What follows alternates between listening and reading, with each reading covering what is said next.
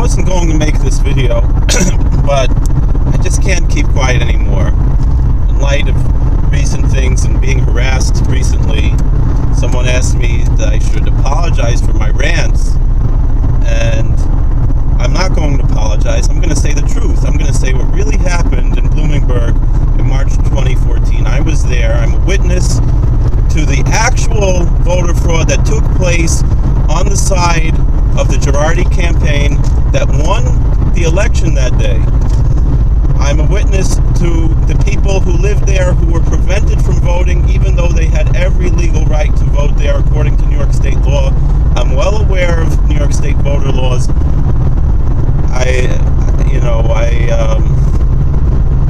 And I know what happened. And I have no idea why guilty pleas were put in. There is absolutely zero guilt. These cases should be dismissed in light of the evidence, and the actual perpetrators of the voter fraud who won in 2014 are the ones who belong in prison. And if you want to say there was some fraud on the developer side, it was that people who wanted to move in 30 days before were prevented from moving in because of persecution and discrimination on behalf of the town of Mamakating to prevent them from moving in. They didn't want to give them the COs in time. Even movers prevented them from moving in. There was a community that was in Loch Sheldrake that most of those people, the owner decided he didn't want to rent out to people anymore in Loch Sheldrake. Mr. Lamb found refuge with Mr. Lamb. They found a place to live. They had nowhere else to live. I know one or two people, they moved in 1 or 2 days after the 30-day limit, but they intended to move in 30 days before. That's really neither here nor there according to New York State voter law. According to New York State voter law, you could move in the same day, but you'd have to vote by affidavit. But if you know you're going to move in 30 days before, you can register to vote as long as you plan to stay there. Which all of those people who registered lived not only for 30 days, many of them still live there. Some moved away after a year or two. But there was nobody who was there for less than 30 days who registered and who voted that the developer helped out or who were renting from the developer. Meanwhile, there were people who moved away whose landlords were under no duress to sell their properties, but they did so. And so therefore, when you have a landlord, he sells his homes, and then the renters, they sometimes can be asked to leave, sometimes yes, sometimes no. That's the discretion of the new owners. And yet, many of those people who left Bloomingburg came back to vote and stole the election in 2014. I saw it with my own eyes. There was a Mr. Jones. He openly said in front of the Board of Elections he came because of a letter that has been linked to Bill Herman's office, although that has not been confirmed, that told people to commit voter fraud, that even though they didn't live there, as long as they were still in the books, they should come back to vote. All of those votes were challenged by someone who had lived in Sullivan County full-time for many years, and there was no reason for his challenges to be denied. He lived in Bloomingburg for 60 days before the elections. There was no reason why he was not allowed to vote, and there was no reason why he was not allowed to challenge the votes. There was a deliberate and open conspiracy from the Board of Elections to prevent people who were 100% legally allowed to vote from voting, and to allow people who did not live there and who moved away to come back and vote. If all these people are saying we are not discriminating against the Hasidim, we just care about law and order. So if you really care about law and order, so all right, so Mr. Lamb, he admitted to some fraud, but because people moved in 28 days before instead of 30 days before because they couldn't get the COs. But they already signed the papers 30 days before, and they intended to live there, and they did live there for 30 days. All right, so there was 2 days of possible fraud just to get into the books, which really doesn't matter because legally you're still allowed to vote. Just you wouldn't vote in the books, you would vote by affidavit. But because we knew the Board of Elections was trying to stop people from voting, they tried to get people in the books, and they were still, those people who lived there were not allowed to vote, and the people who didn't live there were allowed to vote. So if you really care about law and order, and not just about preventing Hasidic Jews from having private property rights and doing what they want, and really what it's about is this, like Mark Levin talks about, the anti-growth movement, the degrowth movement, and trampling on the great American ideal in our Constitution of federalism and of the rights to have village governments that we have, which is a great example of American ideas, that you have a village government. They were trying to defranchise the people of the village. They were trying to dissolve the village. They were trying to wipe the village of Bloomingburg off the map, and really eventually do away with the whole village system of government because of the left's hatred of federalism and freedom and private property rights. It really comes down to anti-capitalism, to communism, to socialism. I mean, look at who prosecuted this. Preet Bharara, that piece of scum who attacked American hero Dinesh D'Souza. Also, for the same reason, because the Hasidim voted for Trump, the same thing. He wanted to do whatever he could because he's such an anti-American piece of garbage. And that's why he prosecuted this, because he saw there were Trump voters coming in. He has to help Hillary, because he's buddies with her. That's what this is really all about. And I'm not going to apologize for this. And I never use the word anti-Semitic because it's mostly self-hating Jews. The Gentiles who have lived in Bloomingburg for generations, who have real rural heritage, welcome the new growth to the community, the new jobs to the community.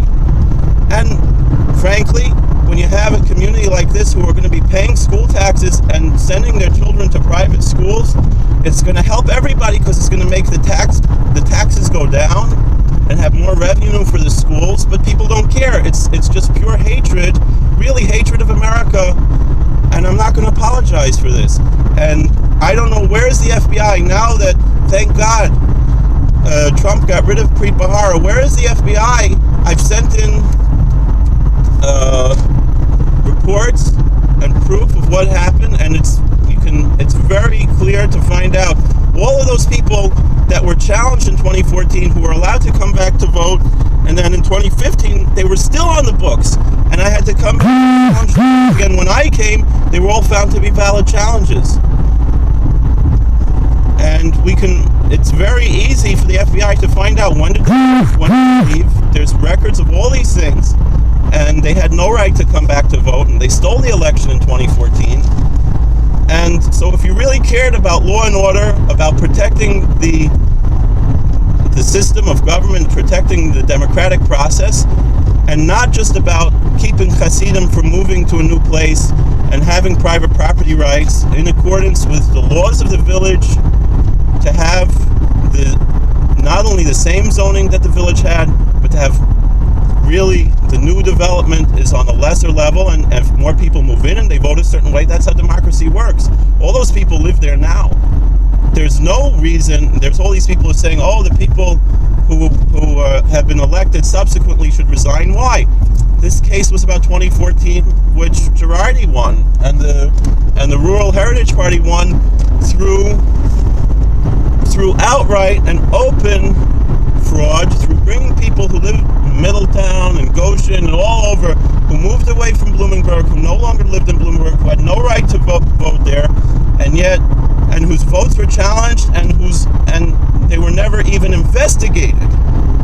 I mean, this is also an internal affairs issue with the sheriff's department. Why did they not even bother to investigate the challenges that were levied against people who moved away in 2014? So they're in on the conspiracy as well.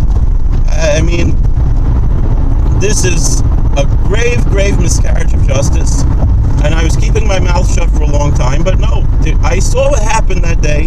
Where is the FBI for those people who stole the 2014 election, who actually committed voter fraud, not the victims of the voter fraud, who lived there and who were denied the right to vote, most of those people who voted there lived nowhere else, but New York State law, certainly more than was the margin of error of voting. New York State law does allow people who maintain more than one residence to vote, to pick one to be their main residence for voting. There are many people who are on the anti-development side there. Particularly there's one lawyer I could think of who should be disbarred, who made violent threats on Facebook, and we can prove that he should lose his bar license. And he lives in Great Neck, and he doesn't live in Bloomingburg, and he's been voting in Bloomingburg for years. And when I asked the Board of Elections, they said, yeah, a lot of people do that. They vote where they're not even where he doesn't maintain a residence in Bloomingburg. He lives in Great Neck and only maintains a business in Bloomingburg, and yet he was allowed to vote. I didn't even challenge his vote because the Board of Elections said, yeah, that's what people do. So I didn't even register a challenge, which I should have. Maybe I should now. Because he has no right to vote there because he doesn't have a residence.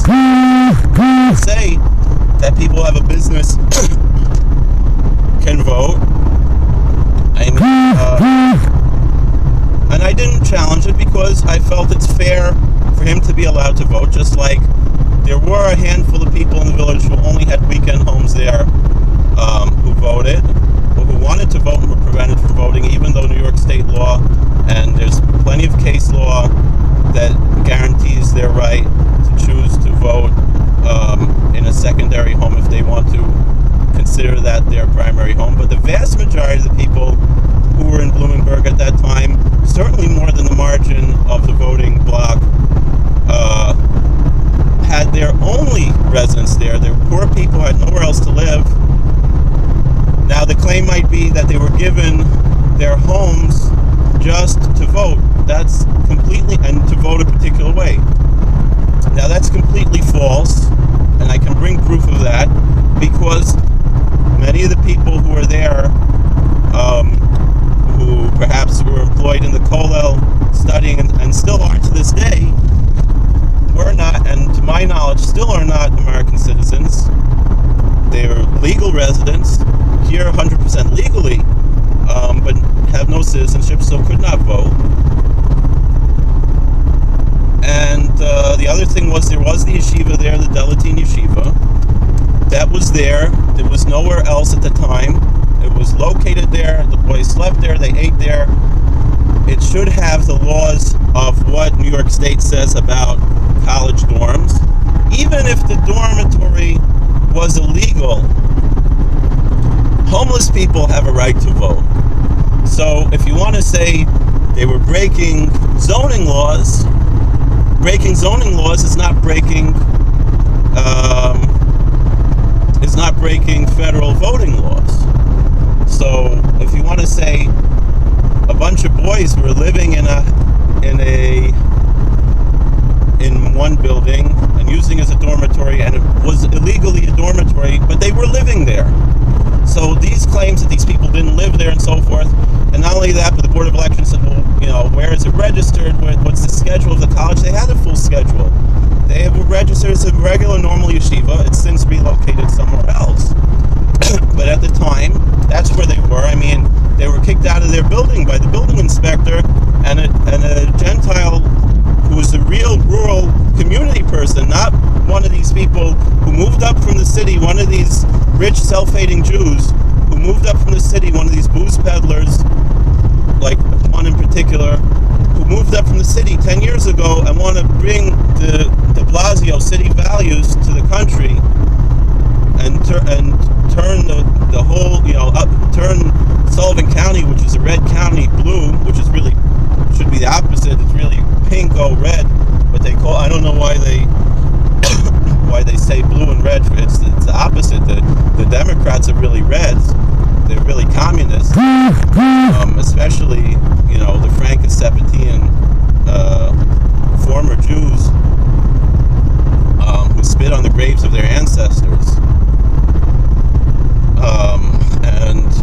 if they just want to be secular and live there, the Hasidim are totally libertarian. They're not trying, the Satmars are not trying to put tefillin on people, not trying to force anybody to be frum. They have a live and let live attitude, but the secular Jews, they're like, they hate Torah so much that they have to attack. I don't understand where this hatred comes from against the Torah Kadosh and against God, frankly. But I'm not going to apologize, because I know what happened that day. I know what happened in March 2014. The election was stolen by people who don't live in Bloomingburg, who didn't live in Bloomingburg at the time, who moved away 2 months earlier. And the fact that people who lived there for 60 days were not allowed to vote. People who, forget about people who were there for 28 days. So you want to say the people who lived there for 28 days, they had to vote by affidavit and prove that they really voted, but the people who lived there for 60 days, why didn't they vote? And they said, well, why didn't they come to court when they were asked? Why should they have to come to court to prove where they live? Come to my house, see where I live. There were outright lies. And then what do? They specifically went on Jewish holidays when they knew people are visiting their family. That's like saying, oh, you go to your grandma's house for Thanksgiving, so then you can't vote where you live. And so they went during Sukkot and during Passover, when people are going and visiting their relatives, and that's when they're going to go and see, do these people live there? Give me a break. I know what happened that day, and I'm not going to be quiet, and I'm not going to apologize, because in 2014, the Girardi campaign committed voter fraud, and they stole the election, and I know what happened. I can think of maybe one person that was registered who didn't live in Bloomingburg, but because their family lived there and they have rights because they live overseas and they have rights as a federal voter, they have no right to vote there in the town, but they have a right to send in an absentee ballot to request one, and the Board of Elections has a right and the obligation to throw it out. That's not voter fraud. That's, there are plenty of people who are, there are other people, there are people from their side, from the anti-development side, who are registered, who vote as federal voters, who are registered in the village of Bloomingburg, and that's not voter fraud. So no one was paid to vote, because, like I said, there were people who were in the kollel who could not vote, and who did not vote and didn't even register to vote, and who were paid to learn in kollel. So, and I have proof of this, so this is really a miscarriage of justice. I don't understand. I understand why someone will be tempted to plead guilty just to get it over with already, especially because the federal prosecutors are so relentless. I mean, and there is a lot of anti-religious bias in the federal system. I saw it myself. I was a chaplain in a federal prison, and I was a contracting chaplain, but the chaplains who worked there, they knew that there were people who were there on bum raps. They knew there were people who didn't belong in prison, who were arrested, who did nothing, and were just stuck in the system. And I've seen it that, there were people who who were innocent and were found guilty and got got 30 years. And people, 15 years, 30 years, and if they would have just pled guilty, they would have gotten 10 years, 5 years.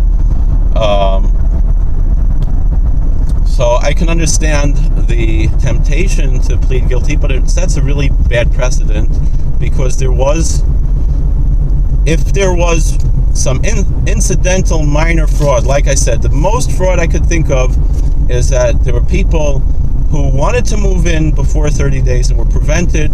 Even one case I remember, I was there, I saw it, that the movers, I don't know if maybe the Girardi campaign paid off the movers, found out all the moving companies in Sullivan County, because there was someone who intended to move in 30 days before, and the moving truck refused to move them until it was 28 or 27, 29, 28 days before.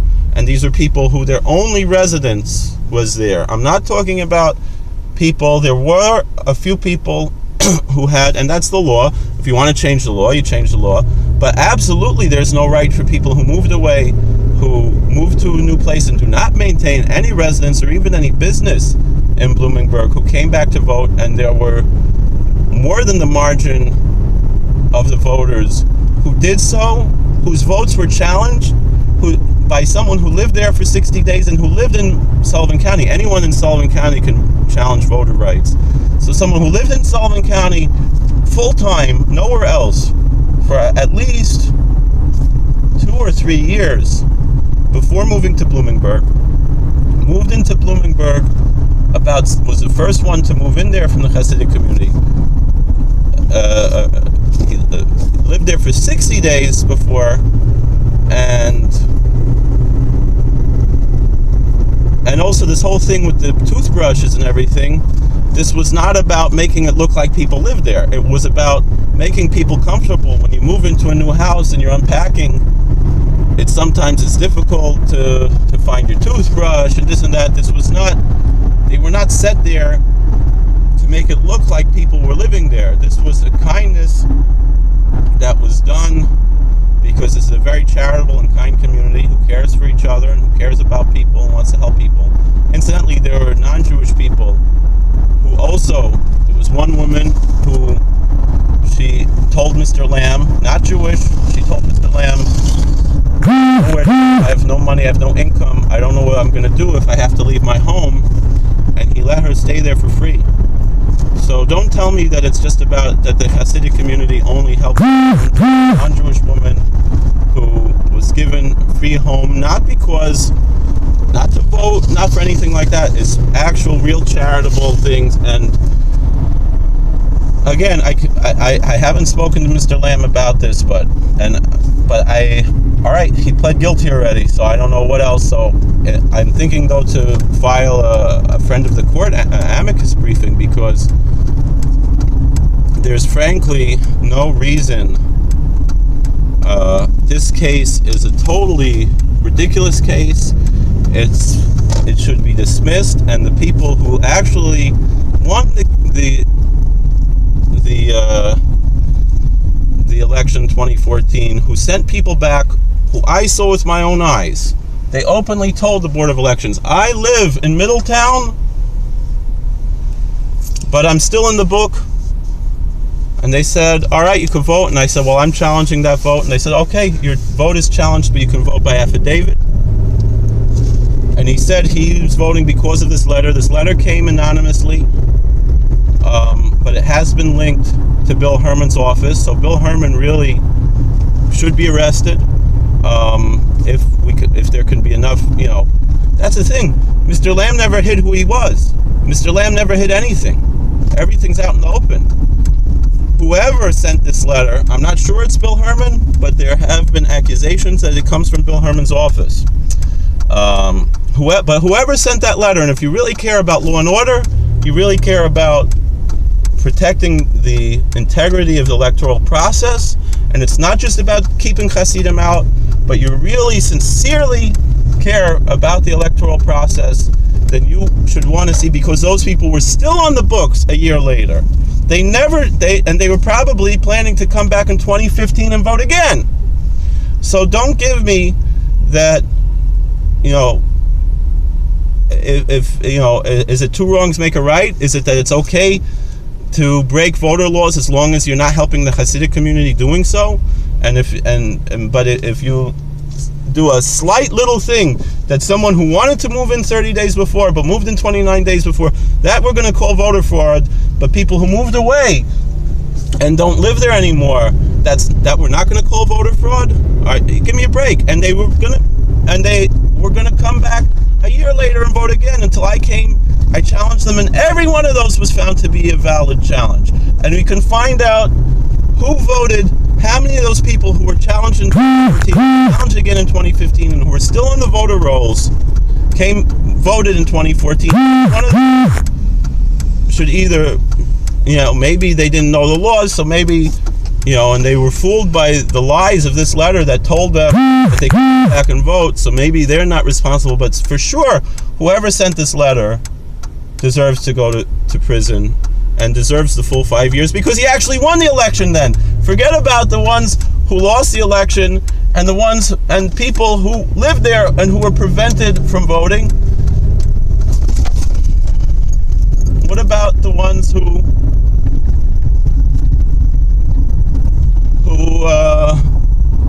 actually won the election, who actually stole the election in 2014? Those people have to pay for their crimes. And so for this, I'm not going to apologize because I know what happened, and that's what happened.